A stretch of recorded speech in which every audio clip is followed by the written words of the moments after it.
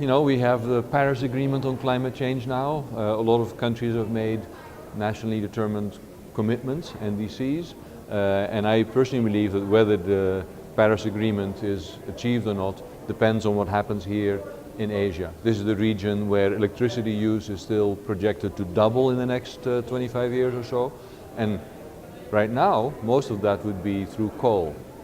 So if we can't convince the governments that they need to shift away from coal and use clean energy, I don't think we're going to be able to achieve the scenario of staying below 2 degrees.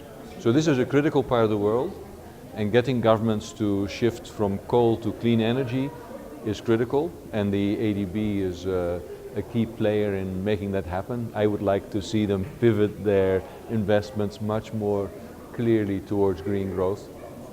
Well, ADB has been the organization that has funded a lot of infrastructure.